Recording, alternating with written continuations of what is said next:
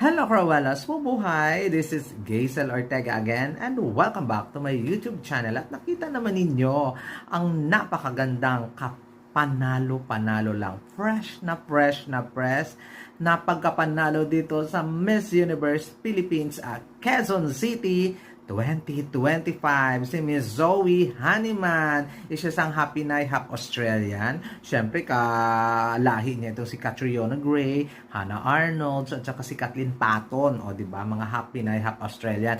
But,